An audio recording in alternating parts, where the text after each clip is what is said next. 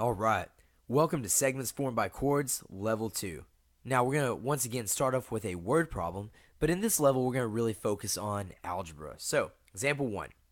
We have given chords PQ and RT intersect at point Z. Well, what does that imply? It implies that we're dealing with a circle, because chords are lines inside a circle.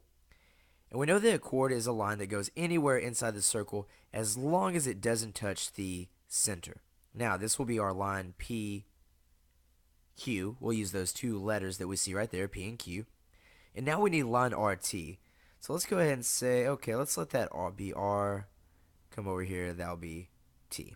I'll draw that in, R and T. And of course, we know that they intersect at point Z. Couldn't be any clearer. Alright, now we're given some more additional information. Let's see, we know that, RZ is 7 inches. So I'll come over here to RZ and let's write 7 right there. We know that ZT is 5 inches, so let me go ahead and write a 5 right there. Now this might be a little bit of a squeeze, but we know that PZ is, 2x minus 7. And lastly, we know that ZQ is 2. Okay. In fact, let me see if I can just make this just a little, let me try this one more time. Really want to see if I can fit that in there. Okay. Let's try this again. Okay. Why don't I put my point Z right there, and then we'll do this nice and large, where it's nice and neat, 2x minus 7. Okay, switching to our deep red right here. Let's go ahead and set this up. We know that our formula is whenever we're dealing with chords, we take the whole line, and we're going to break it into each piece. So I have this piece right here, that's PZ. So we're going to write PZ. And we always multiply it by the other segment, which in this case would be ZQ. We'll set that equal to, let's make that more of a Q. We'll set that to our second line, and the first part of that line is RZ. And once again, we multiply it by the next part of that line, ZT. Okay. Alright, now all we have to do now that we've written our statement is we just want to write in all the things that we know. We know that PZ is 2x minus 7. We definitely want to write that parentheses on around it on either side. We know that ZQ is 2, and that's going to equal, RZ, which is going to be 7 times ZT, which is 5. Basic algebra problem right here. We know the first thing we want to do is to simplify by distributing. We know that 2 times 2 will give us 4x. We know that 2 times, and don't forget that's a negative 7. 2 times negative 7 will be negative 14 is equal to, and over here we have 7 times 5, which is 35. Well, we look at this 4x minus 14. We know we always want to move our constant first. So the opposite of a negative 14 is positive 14 plus 14. And we'll circle our 0 pair that goes away. And we know that we have 4x equals, and 35 plus 14 will go ahead and give us 49. We're one step away. We know we want to divide both sides by the number in front of x. We divide by 4, and this will actually give us x equals, and let's see, what is 49 divided by 4? My guess will be 42.25, but let's find out. Go to the calculator, and let's see, 49 divided by 4 equals, 12.25. And see, this is why we should never do mental math. Perfect. Okay. Should always double check on the calculator. So we have x equals 12.25. Awesome. And so let's go ahead and go back to PZ, because the question was really asking us, what is the length of PZ? And so we know we're basically going to take this x, the 12.25, and plug it in. Let me go ahead and erase some things here so we have a little room to write. Pause the video if you need to write down these notes. Let's go ahead and erase that work right there. Okay. And so let's go back to kind of our burgundy orange here. And so we're going to say this. We know that PZ was 2x minus 7. Now we're going to do 2 times, And we know this x value is 12.25 minus 7.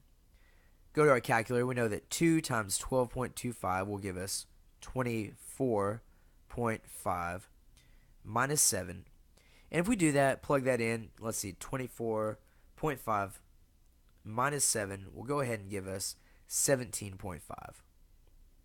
It turns out that this line right here, PZ, was actually 17.5 inches long. Pause the video if you need to take these notes. Otherwise, we're going on to example 2.